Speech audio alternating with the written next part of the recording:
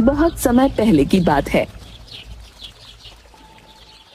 रायगढ़ में अचानक से चिड़ियों का दिखना कम होने लगता है।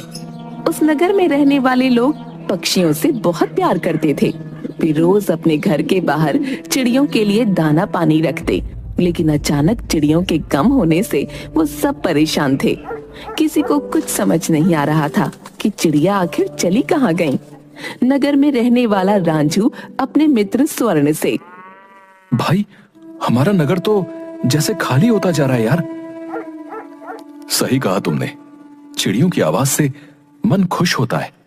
उन्हें देखकर अजीब सी खुशी मिलती है यार। अब तो नगर के बच्चे भी ज्यादा खेलते नहीं दिखते। हाँ, पहले सारा दिन ये बच्चे चिड़ियों के साथ इधर उधर भागते थे। अब तो बच्चे उदास हो गए।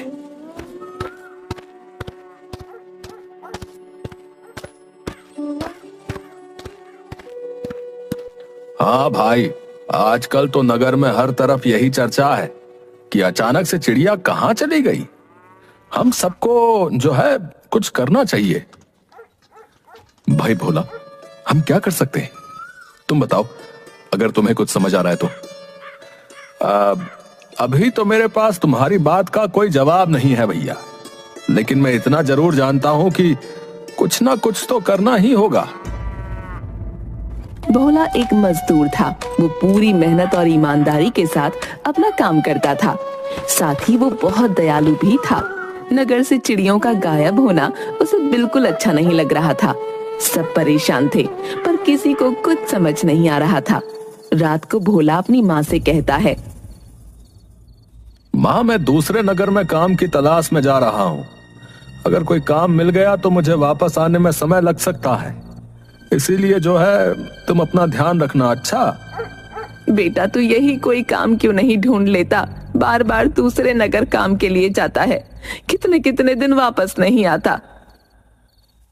माँ, मैं तो अभी कम उम्र का हूँ, दूसरे नगर जा सकता हूँ, लेकिन हमारे नगर में जो ज्यादा उम्र के लोग हैं वो दूसरे नगर नहीं जा सकते। अगर हम कम उम्र वाले दूसरे नगर में काम करने चले जाएं, तो हमारे नगर में अधिक उम्र के लोगों के लिए ज्यादा काम होगा, समझी? बेटा, तू दूसरों के बारे में कितना सोचता है। माँ, तुमने ही सिखाया है, हमेशा खाने से पहले ये जरूर पता कर लो कि तुम्हारे पड़ोस में रहने वालों ने खाना खाया है या नहीं। हाँ ठीक है, मैं कल सुबह तुम्हारी यात्रा के लिए कुछ खाने का सामान बांध दूंगी।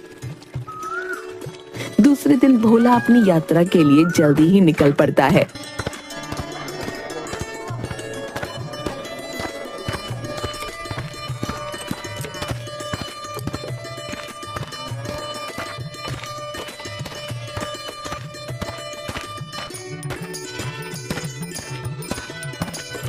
दूसरे नगर में उसे नया काम मिल जाता है, लेकिन दूसरी तरफ रायगढ़ में धीरे धीरे चिड़ियों ने आना बंद कर दिया था। अब तो एक भी चिड़िया नहीं दिखती थी, जिसकी वजह से बच्चे भी उदास हो गए। दूसरी तरफ कुछ समय बाद भोला दूसरे नगर से वापस आने के लिए निकलता है।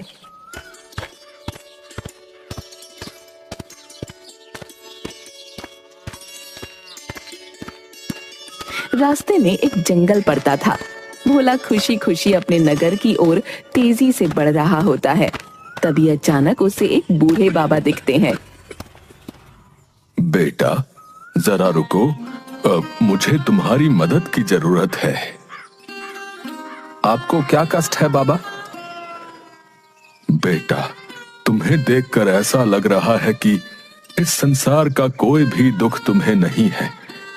क्या तुम मुझे इसका कारण बता सकते हो कि तुम इतने खुश कैसे हो?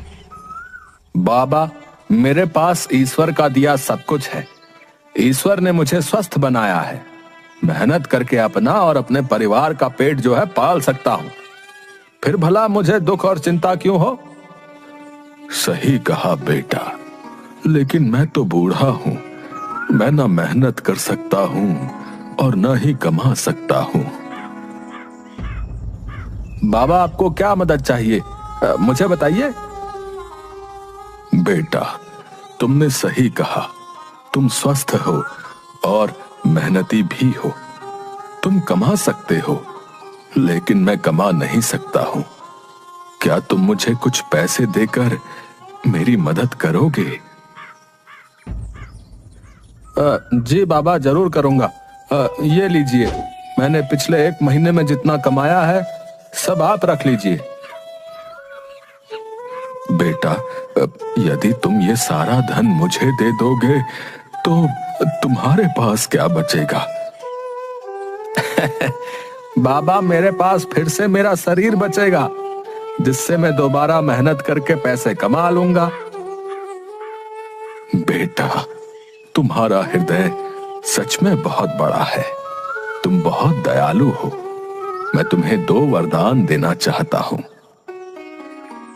मांगो, तुम्हें क्या चाहिए? आप कौन है बाबा? तभी बूढ़े बाबा एक देवता के रूप में परिवर्तित हो जाते हैं। बेटा, मैं इस जंगल का वन देवता हूं और मैं इस जंगल से गुजरने वाले लोगों की हमेशा परीक्षा लेता हूं, और जो मेरी परीक्षा में पास होता है मैं उनकी मदद करता हूं। आज मेरी परीक्षा में तुम पास हो गए हो, इसलिए मैं तुम्हें वरदान देना चाहता हूं। तुम मुझसे कोई भी 2 वरदान मांग सकते हो। अगर आप सचमुच में प्रसन्न हैं, तो आप मुझे एक ऐसा गुलेल दे जिसका निशाना जो है कभी ना चूके। ये लो बेटा, तुम्हारी गुलेल। इसका निशाना कभी नहीं चूकेगा। अब तुम अपना दूसरा वरदान मांगो। मुझे जो है अपने दूसरे वरदान में एक ऐसी बीन चाहिए जिसकी धुन सुनते ही लोग नाचने लगे। लो बेटा, इस बीन की आवाज सुनने वाले तुरंत नाचने लगेंगे, और तुम इसे जितनी तेजी से बजाओगे लोग उतनी तेजी से नाचेंगे। बेटा, तुम मुझसे वरदान में सोना, चांदी, रुपए, पैसे भी तो मांग सकते थे। बाबा, सोना चांदी तो मैं अपनी मेहनत से भी कमा सकता हूं, लेकिन वरदान में मिली हुई ये चीज मैं जो है अपनी मेहनत से नहीं कमा सकता हूं। वन देवता वहां से गायब हो जाते हैं। भोला खुशी खुशी अपने घर की तरफ बढ़ने लगता है।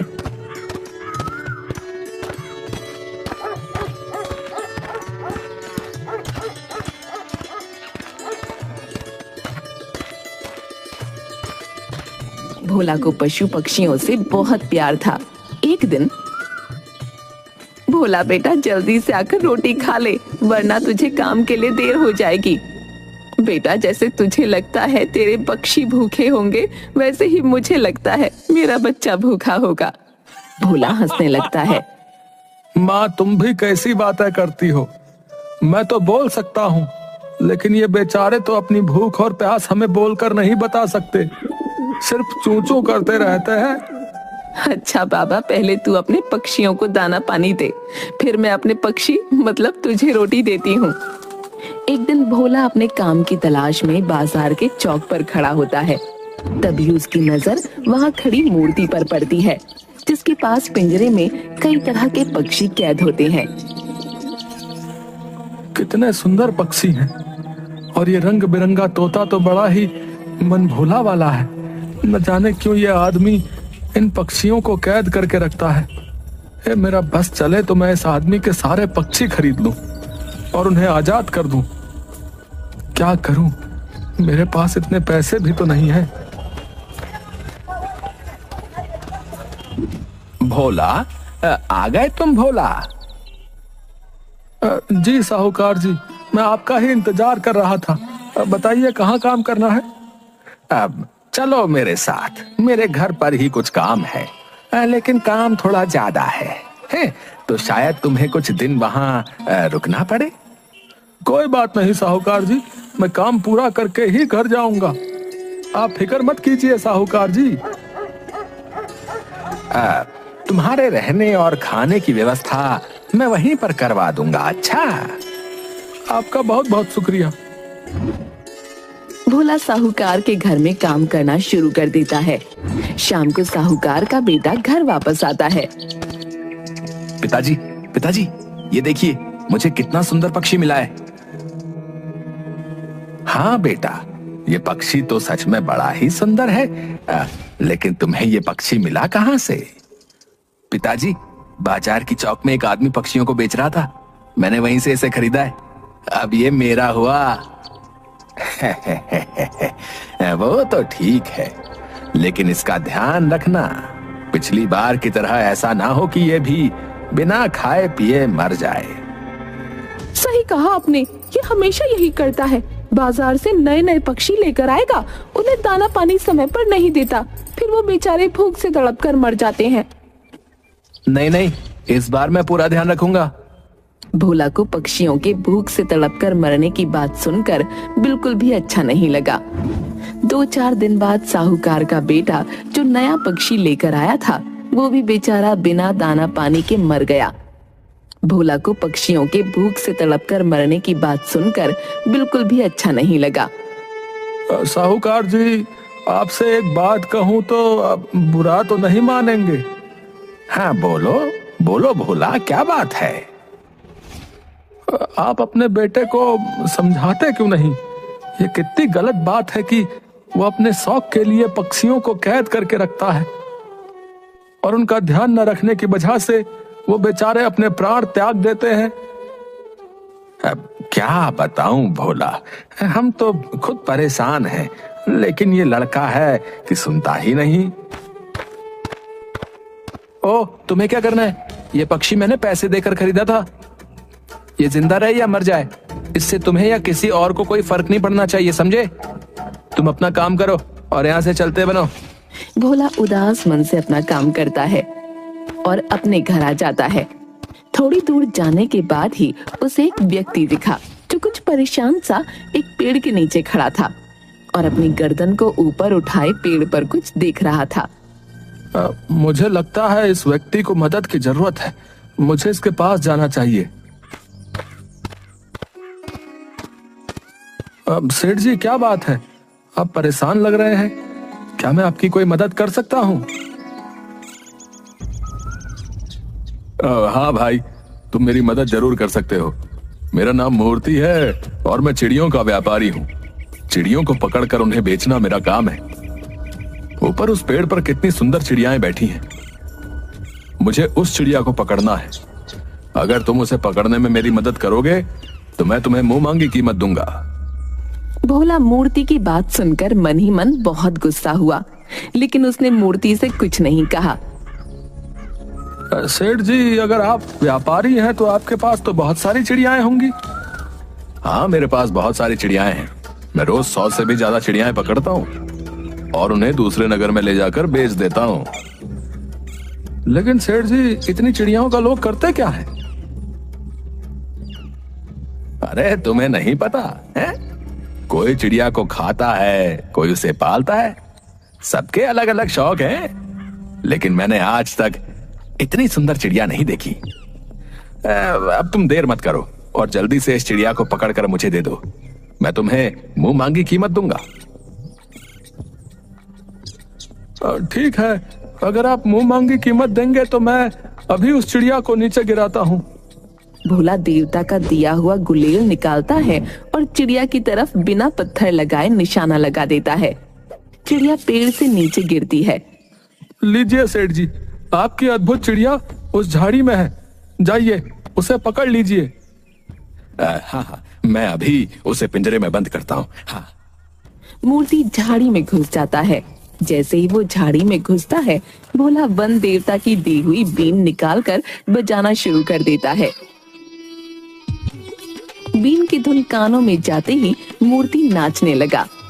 अरे अरे, मुझे क्या हो रहा है? अचानक से मेरा शरीर अपने आप नाचने के लिए बेचैन क्यों हो रहा है? मूर्ति का शरीर झाड़ियों में लगे कांटों के पौधे से कटने लगा। अरे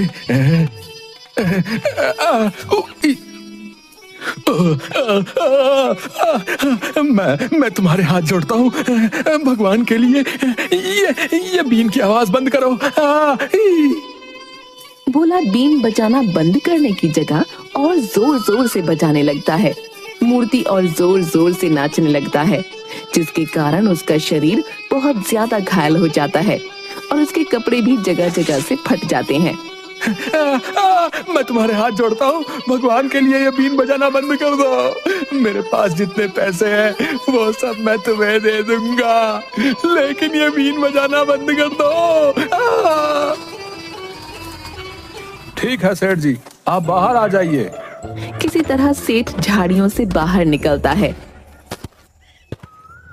अब मुझे सारे पैसे दे दो और मुझसे ये वादा करो कि तुम्हारे पास जितनी चिड़िया कैद है उन सबको तुम आजाद कर दोगे। मैं ऐसा कैसे कर सकता हूँ? अगर मैं चिड़िया नहीं पकड़ूंगा तो खाऊंगा क्या? अगर तुम मेरी बात नहीं मानोगे तो आज के बाद तुम्हें खाने की जरूरत ही नहीं पड़ेगी, समझे? तुम कहना क्या चाहते हो? मैं फिर से बीन बजाना शुरू कर दूंगा और तुम जो है इन झाड़ियों में लगे कांटों से घायल होकर अपना दम तोड़ दोगे। अब बोलो, तुम क्या करना चाहते हो? नहीं नहीं नहीं, तुम बीन मत बजाओ। मैं तुमसे वादा करता हूँ कि मैं घर जाकर सारी चिड़ियाओं को आजाद कर दूंगा और फिर दोबारा कभी उन्हें नहीं पकड़ूंगा। ठीक है, लेकिन अपना वादा पूरा करना, नहीं तो अगली बार जो है मैं तुम्हें नचा नचा कर मार दूंगा। भोला अपने घर की तरफ बढ़ जाता है, लेकिन मूर्ति भोला से बदला लेने के लिए रायगढ़ के राजा के दरबार में भोला की शिकायत लेकर पहुंच जाता है।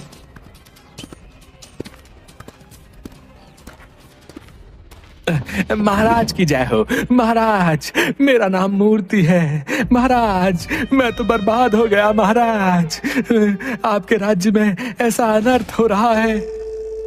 क्या बात है? साफ साफ बताओ। महाराज, आपके राज्य में मेरे कमाए हुए सोने के मोहरों को लूट लिया गया और मुझे बर्बाद कर दिया गया। आप उसे गिरफ्तार करिए और मुझे न्याय दिलाइए। क्या नाम है उसका? बताओ। महाराज, मैं उसका नाम तो नहीं जानता, लेकिन वो रायगढ़ नगर की तरफ ही आया है और उसके पास एक गुलेल और बीन है जिसके बजने से शरीर अपने आप नाचने लगता है। वो एक जादुई बीन है। ठीक है, तुम अपने घर जाओ और हम उस लुटेरे को पकड़वाने के बाद तुम्हें खबर करवा देंगे, तब तुम यहां आ जाना। महाराज अपने मंत्रियों को आदेश देते हैं और वो मूर्ति के बताए हुए वेशभूषा वाले व्यक्ति को ढूंढने लगते हैं और जल्द ही भोला को ढूंढकर महाराज के सामने पेश भी कर देते हैं और मूर्ति को भी राजमहल में बुला भेजा जाता है। महाराज, मेरा क्या कसूर है? अपनी जुबान बंद करो। महाराज, यही है वो दुष्ट, इसे तुरंत जेल में डलवा दीजिए। इसने ही मेरे जीवन भर की कमाई को मुझसे लूट लिया। क्या मूर्ति जो कह रहा है वो सच कह रहा है? तुमने इससे जबरदस्ती इसका सारा धन छीन लिया? नहीं महाराज, ये झूठ बोल रहा है। इसने अपनी स्वेच्छा से सारा धन मुझे दिया था। नहीं महाराज, ये झूठ बोल रहा है। इसने मुझसे मेरा सारा धन छीन लिया।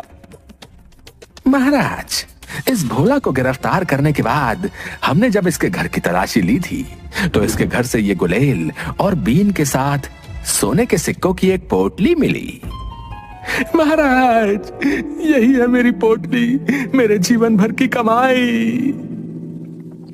भोला, तुम्हें शर्म नहीं आती? ऊपर वाले ने तुम्हें इतना अच्छा शरीर दिया है, तुम्हें तो मेहनत करके पैसे कमाने चाहिए, ना कि लोगों से छीन कर। तुम्हें पता नहीं लूटपाट करने की इस राज्य में क्या सजा मिलती है? महाराज, मैंने कोई पैसे नहीं छीने। ये झूठ बोल रहा है। ये थैली मुझे इसने अपनी स्वेच्छा से दी थी ताकि मैं बीन बजाना बंद कर दूं। नहीं महाराज, ये झूठ बोल रहा है।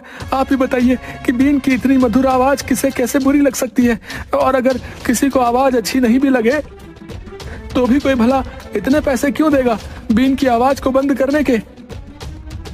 राजा को मूर्ति की बात सही लगती है कि भला कोई बीन की आवाज को बंद करने के लिए किसी को इतने पैसे क्यों देगा, और उन्होंने भोला को दोषी करार दिया और आदेश दिया।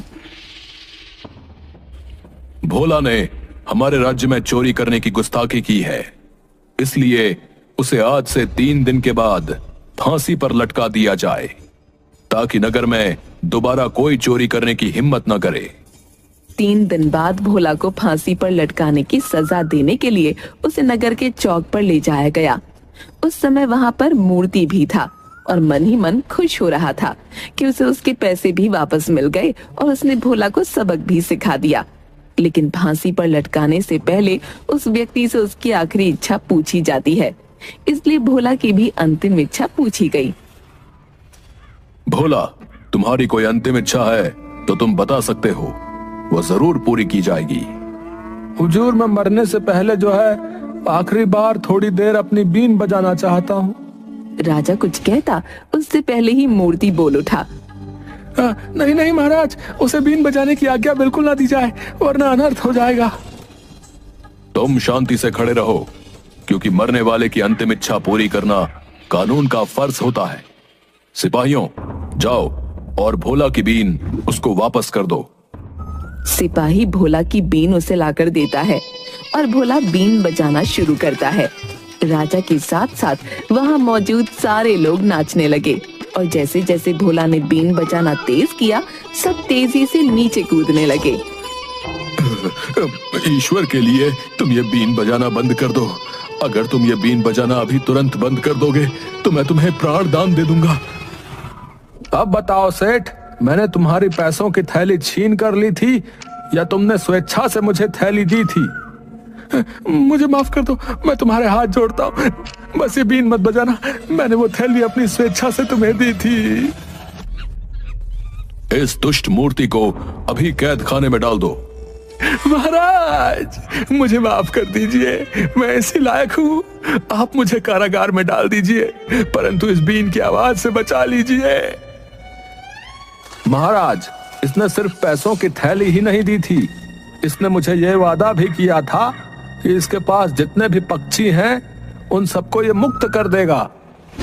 राजा सिपाहियों को आदेश देते हैं कि मूर्ति के पास जितने भी पक्षी हैं उन सबको आजाद कर दिया जाए और मूर्ति को आजीवन कारावास में डाल दिया जाए। राजा भोला से, भोला, हम बाकी चीज तो समझ गए, लेकिन तुम्हारे इस जादुई बीन का राज क्या है? भोला महाराज को वन देवता के दिए वरदान के बारे में बताता है।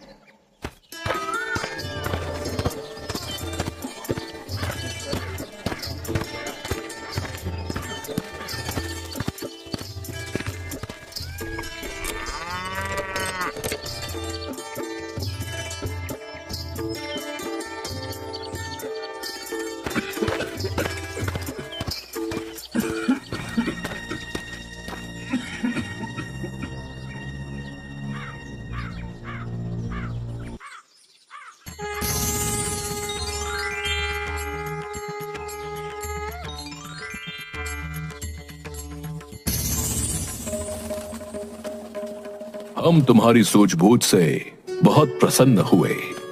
अगर तुम चाहते तो वन देवता से अपने लिए सोना चांदी, धन वैभव कुछ भी मांग सकते थे, लेकिन तुमने अपने बारे में नहीं सोचकर पूरे नगर के बारे में सोचा, पक्षियों के बारे में सोचा।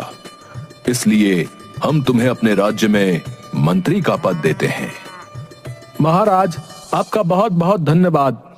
महाराज, पशु पक्षियों की रक्षा करना हमारा कर्तव्य बनता है, लेकिन जो है उन्हें कैद में रखकर नहीं, उन्हें उनकी आजादी देकर। मैंने जो किया सिर्फ ये सोचकर किया कि हमें भी तो अपनी आजादी पसंद है। उस दिन के बाद रायगढ़ में फिर से पहले की तरह चिड़ियों की और उनके साथ साथ बच्चों की आवाज भी गूंजने लगी।